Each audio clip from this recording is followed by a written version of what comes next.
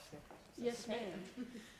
So my question is about your experiences at Tuskegee. And for those of you who really want to complicate your understanding of Tuskegee, Mrs. Sells, she has an essay in Rebecca Carroll's book, Booker T. Washington, New Negro, yes, or Uncle Tom.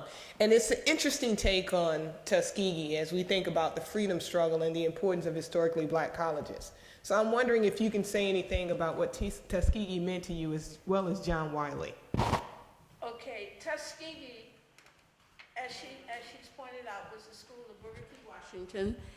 And it predicated itself on what we would call today labor, the right to have control over your labor.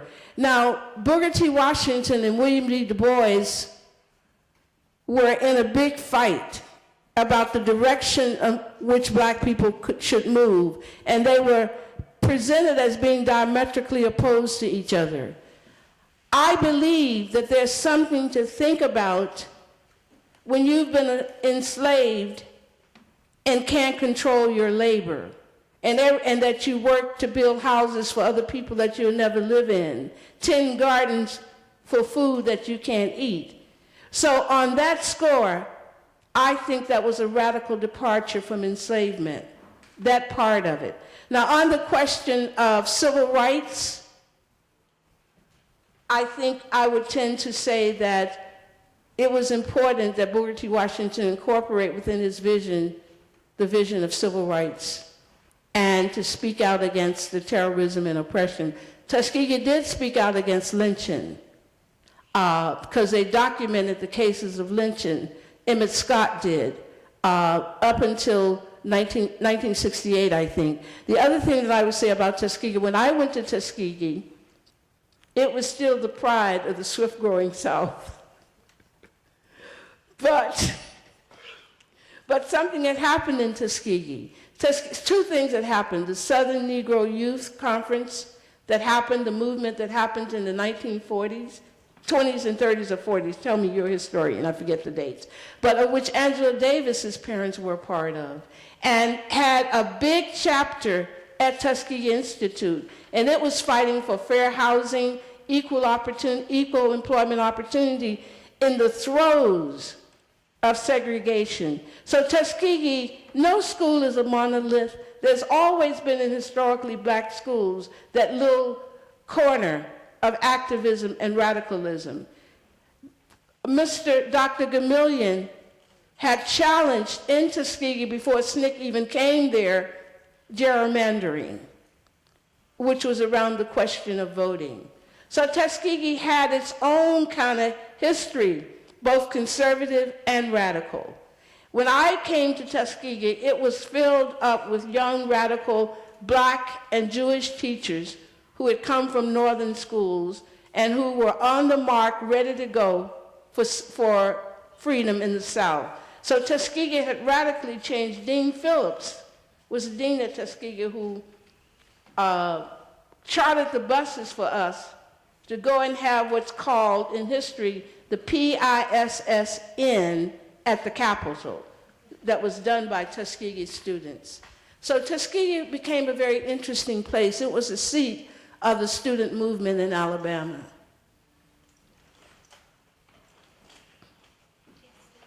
Well, you might not want to deal with this Yes, I do. question. You talked about labor, and we know that working for free is what we did Right. for a long time. Well, how do you equate not having control over your labor with the present day exploitation of athletes in the revenue sports, namely football and basketball? And we know who played football and basketball. Well, I That's mean, why I said you might not want to answer this. well, I think it continues the same system of who controls black gifts and black labor.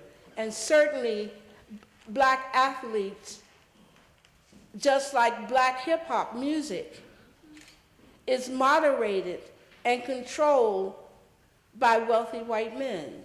And so that I think it's still in that kind of tradition. I think what is a part of that, the thing with black athletes that was not a part of black Southern workers, I think, this sense of exceptionality and being taken out of one's community at a very early age so that there's no connection between the work you do and the needs of the community, that you're highly driven by individualism and a deep disconnect, which really creates some of the malaise and acting out and negative behavior that we see coming from black athletes who have no community, who are the source of other people's incomes, but it's not a part of a community where they're claimed and loved. I don't think Ella Baker would have imagined reparations without participatory democracy. And I don't think she would have called for reparations without a carefully developed, organized strategy to approach it and what to do with it once you got it. I do believe that if Jews were given reparations, and it's also important that we be given reparations, but I think that to just call for reparations without including the masses of black people in this process is to create a hierarchical structure where few people get the money and other people are left out.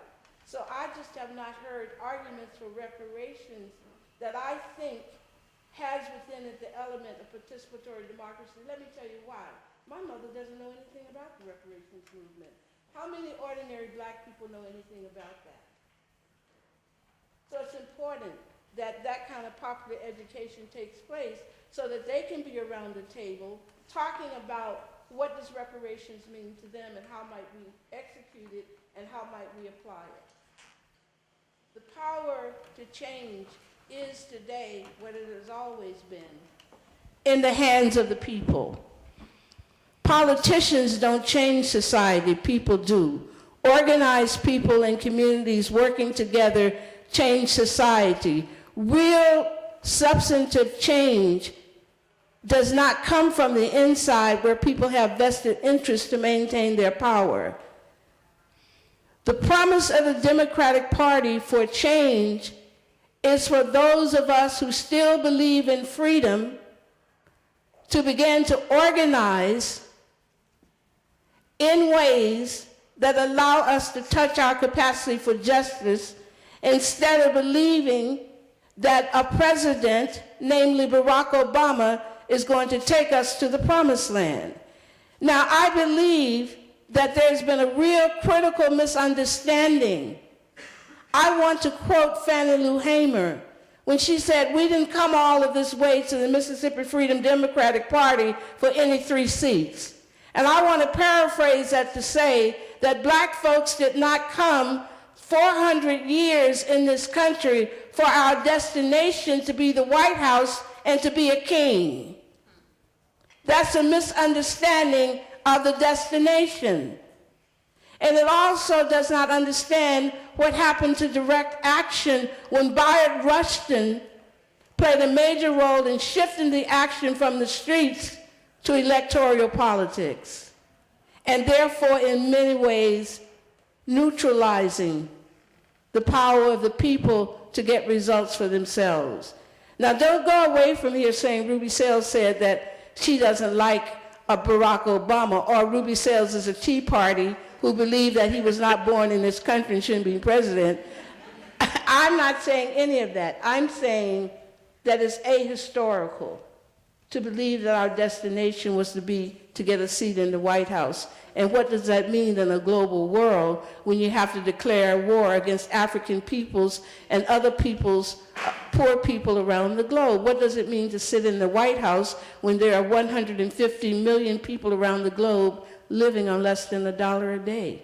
And what does it mean for us African Americans to close our eyes to oppression and permit ourselves to be foot soldiers in wars of aggression?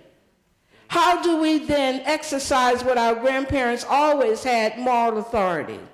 How do we ask the world to come to us when suddenly the world has turned against us? It lacks ethics. How dare African Americans forget what it meant to be under someone's heel print? How dare we believe that the mission of the journey was to be a tenured faculty member while the rest of our community, 1 million strong, languish in prisons and suffer under a privatized prison system for profit? How dare we believe? Now, we really do have an elite.